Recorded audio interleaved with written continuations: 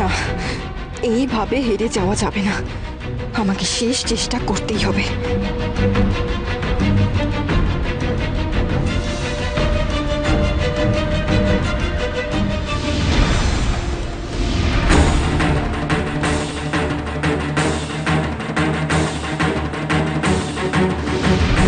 আরে, এভাবে লতায় পাটা আটকে গেল কি করে? এরা কি তবে মায়া নেকড়ে? আমাকে এভাবে মায়াটা করে ফেলতে চায় নাকি এরাও এবার উধাও হয়ে যাবে চোখের সামনে থেকে? তাহলে তাহলে এবার এবার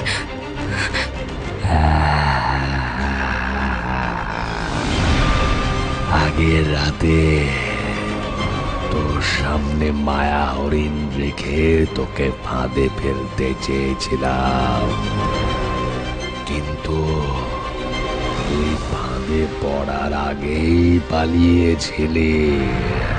আজ আর সে সুযোগ পাবি না। আজ কিছুতে তোকে পালাতে দেব না।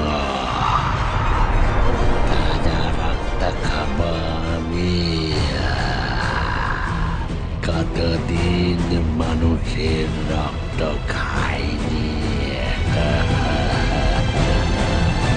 তোমরা আমাকে কেন মারতে চাইছো? আমি তো তোমাদের কোনো ক্ষতি করিনি। দেখো দেখো, দয়া করে আমাকে ছেড়ে দাও। আমি আমার বন্ধুদের কাছে ফিরে যেতে চাই। আমাকে ছেড়ে দাও। আর বাঁচার উপায় নেই, সব শেষ, সব শেষ। অগ্নি, অগ্নি, তুমি যদি এই সময় থাকতে।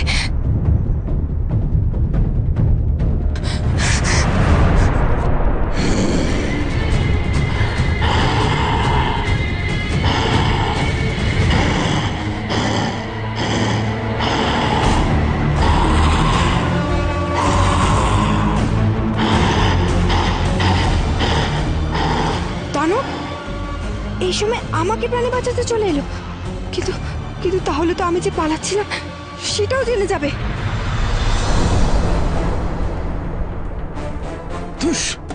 এখানে দাঁড়িয়ে থেকে কার উপরে কি এমন নজর রাখবো? কেউ তো নেই আশেপাশে। মহারানী তো আমাকে এখানে দাঁড় করিয়ে দিয়ে ভেতরে চলে গেলেন। তাহলে এই ছদ্মবেশ নিয়ে কি লাভ?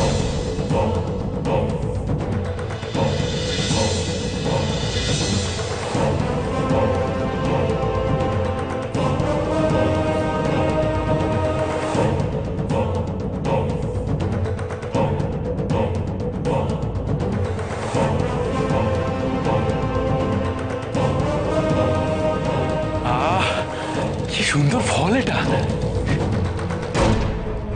আশেপাশে তো কেউ নেই দেখছি, তবে তো এটা সদ্ব্যবহার করতেই হবে।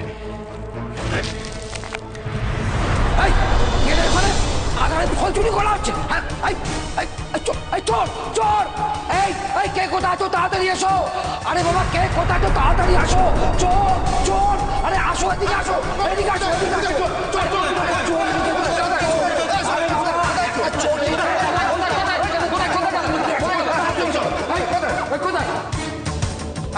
বেরিয়ে এসো। এই রে, ধরা পড়ে গেলাম তো দেখছি। না বেরোলে কিন্তু।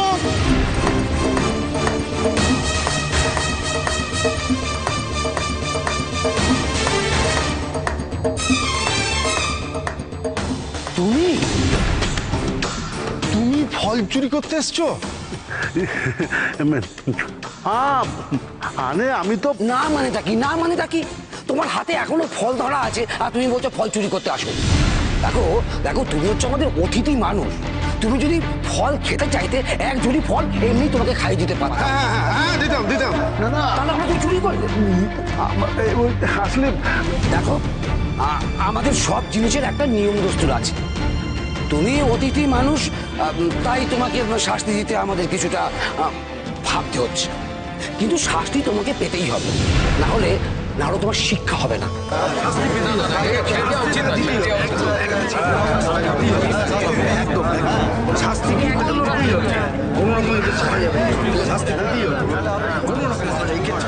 আমাকে শিক্ষা দেবে? তুমি শিক্ষা দেবে? একবার যদি নিজের রূপে ফিরে আসি না, মহারানী যদি একটা ছোট্ট ইশারা করেন, তাহলে তোমাদের সব কটার পিঞ্জে আমি চুপকে রেখে দেবো। জানো না তো আমি কে? জাবালি।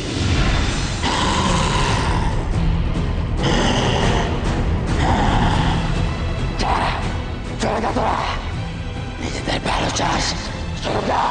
তুমি চলে যাও এখান থেকে। এই মেয়েটা আমাদের শিকার, আজ এর রক্ত খাবো আমরা। চিবিয়ে চিড়ে কুটি কুটি করে খাবো আমরা। চলে যাও তুমি।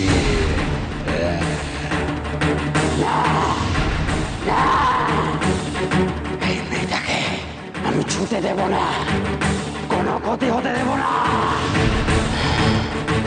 ওর কোনো ক্ষতি করতে পারবি না তোরা।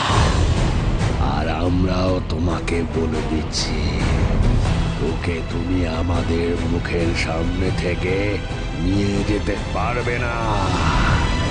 আমাদের চাই ওকে। খবরদার, ও আমার বন্দি। আমার বন্দিকে তোরা কিচ্ছু করতে পারবি না, কিছু না।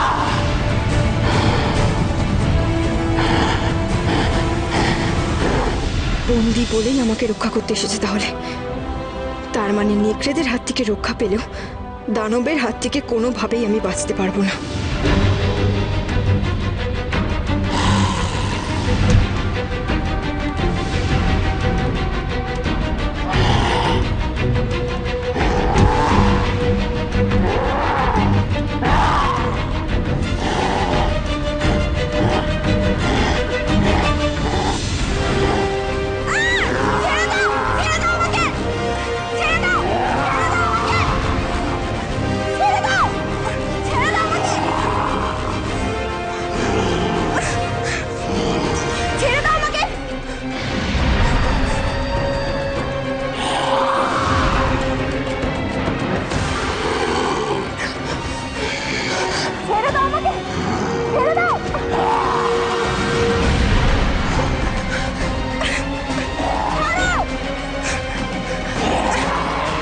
যা, শিকার ফসকে গেল। ওদিকে কি হলো রে? মেয়েটা পালালো আর তারপরেই দেখছি এইরকম আওয়াজ আসছে।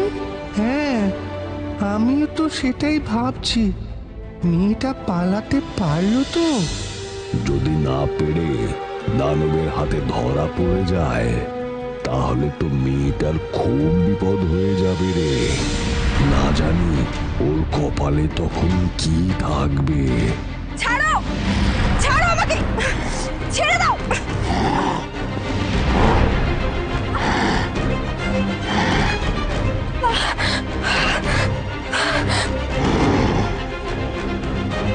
তোমার এত বড় সাহস, তুমি আমার চোখে তুলো দিয়ে পালাচ্ছিলে? হ্যাঁ, পালাচ্ছি না, আমি পালাচ্ছি না। তোমার এই কেল্লায় তোমার হাতে বন্দী হয়ে থাকা আমার পক্ষে সম্ভব নয়। থাকবো না আমি। তোমাকে পারতেই হবে, থাকতে হবে তোমায়। এটা আমার কেল্লা, এই কেল্লা থেকে আমার কোনো মুক্তি নেই। তুমি আমার বন্দী, আমার গোলাম। এই তোমার পরিচয়, বুঝেছ? না,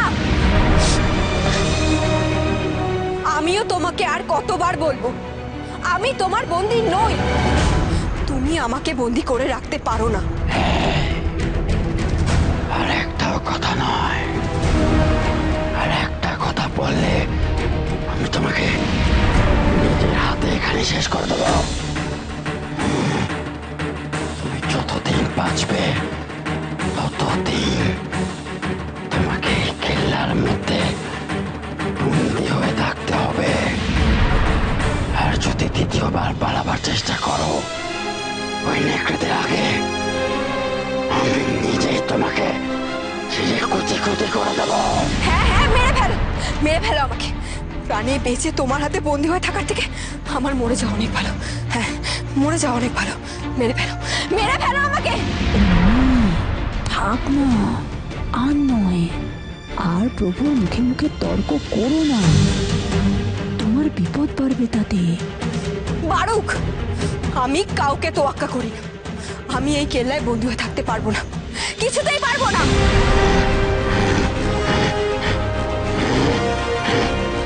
বাইরে গিয়ে দেখলে তো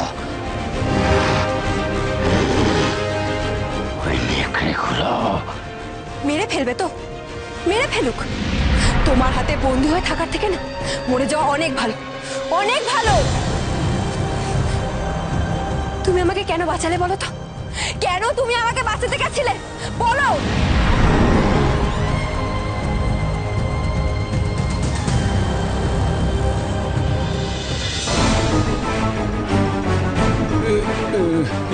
এটা কিসের একটা গোলমাল হচ্ছে? কোথাও একটা কিসের গোলমাল এটা? হ্যাঁ বুদ্ধিরাম, এত চেঁচামেচি কিসের হচ্ছে আমি তো কিছু বুঝতে পারছি না। কি বলো তো? আরে আরে ছাড়ো তো, যত সব বাজে ব্যাপার। বরং চলো আমরা ভূমিকে নিয়ে কি করব, কিভাবে সেটা একটু পরিকল্পনা করি। ভূমিকে নিয়ে একটা পরিকল্পনা করতে চলেছি, আর এর মধ্যে আবার কি ঝঞ্ঝাট শুরু হলো বাইরে। ব্যাপারটা কেমন যেন ঠিকছে। আমার মনে হয় একবার বাইরে গিয়ে দেখা উচিত। দাঁড়াও বুদ্ধিরাম, দাঁড়াও। আদিত্য, তুমি একবার গিয়ে দেখো তো বাইরে কি হচ্ছে, যাও।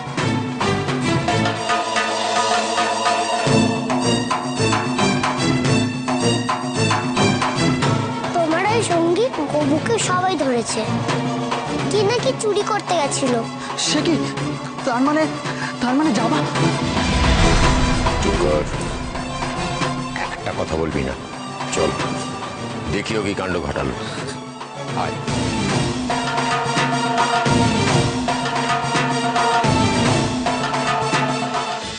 কি হলো বলো? কেন তুমি আমাকে ওই নেকড়েদের হাত থেকে বাঁচালে? চুপ করে আছে কেন বলো, উত্তর দাও আমাকে।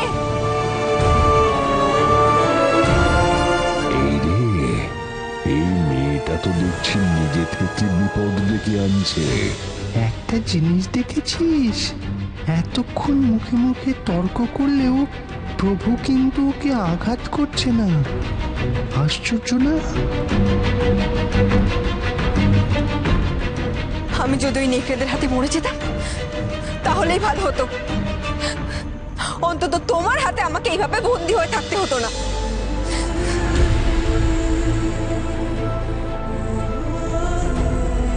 তুমি আমাকে কেন বাঁচালে বলো তো? হ্যাঁ, কেন বাঁচালে আমাকে? আমাকে তুমি কেন বন্দী করে রাখতে চাইছো? কেন? কি অপরাধ আমার? কি করেছি আমি? আমাকে আমার বন্ধুদের কাছে কেন যেতে দিচ্ছ না তুমি?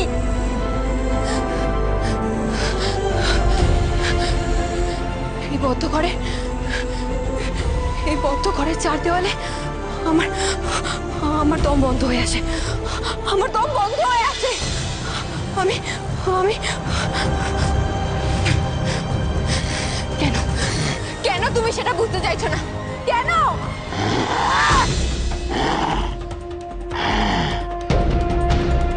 আমি কিছু বুঝতে চাই না, কিছু না।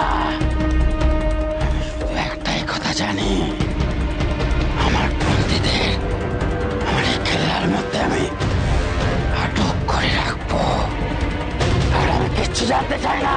না, সেটা হতে পারে না। তুমি আমার জীবন নিয়ে এইভাবে ছিনিমিনি খেলতে পারো না। আমাকে আমার বন্ধুদের কাছে যেতেই হবে, যেতেই হবে। অনেক কাজ আমার, অনেক কাজ।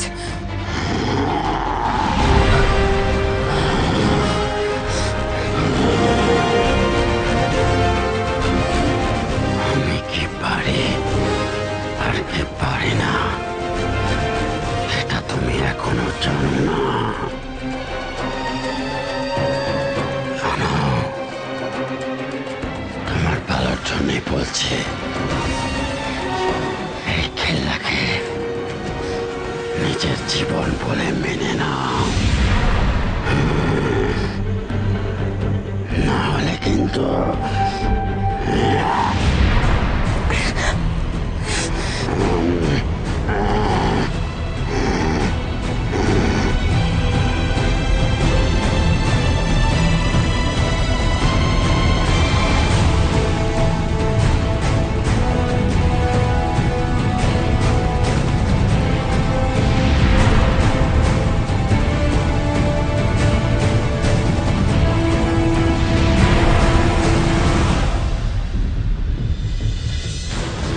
কোনো কথা হবে না, ওনাকে শাস্তি পেতেই হবে, শাস্তি পেতেই হবে।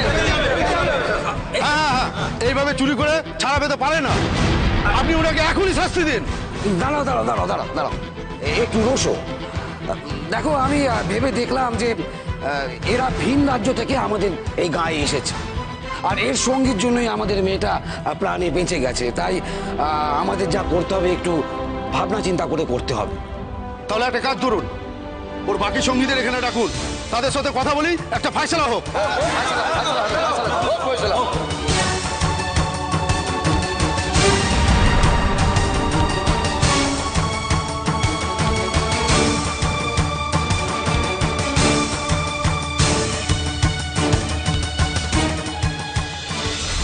চাবালিটা আবার কি কাণ্ড ঘটিয়ে বসলো, পুরো পরিকল্পনাটা আমার নষ্ট করে দেবে। সেরেছে রে, মহারানী আবার এখানে এসে পড়লেন। এবার মনে হয় আমাকে মেরেই ফেলবেন মহারানী।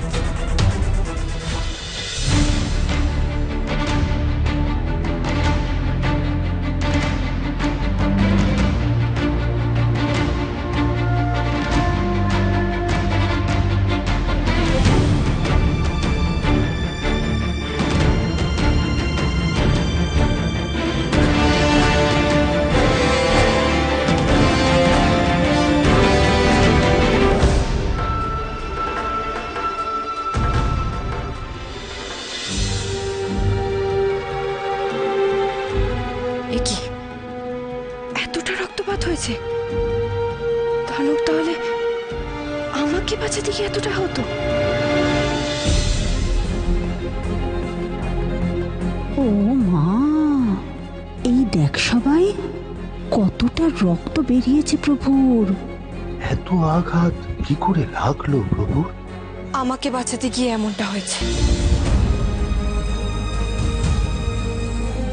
আচ্ছা, তোমরা তোমাদের প্রভুকে সাহায্য কেন করছো না? ও এতটা আঘাত পেয়েছে, আর তোমরা যাও গিয়ে দেখো কোনো ওষুধ দিয়ে কোনোভাবে। না না, মাথা খারাপ নাকি? প্রভুর যা মেজাজ। হোক মেজাজ, কিন্তু সে তো এখন আহত। তোমাদের তাকে সাহায্য করা উচিত।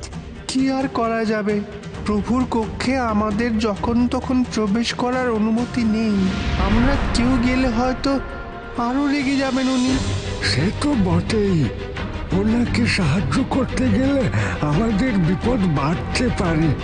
হয়তো আমাদেরকেই আঘাত করে বসবেন, হয়তো বা আমাদের ভেঙে টুকরো টুকরো করে ফেলবেন।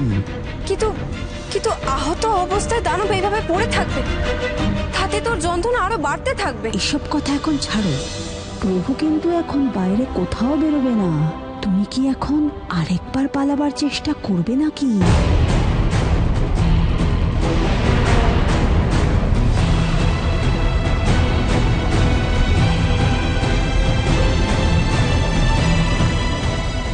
তাতে যদি ধরা পড়ে যায় তখন তো আর নিস্তার থাকবে না। আর তাছাড়া আমার জন্য দানব এইভাবে আহত হলো, আর আমি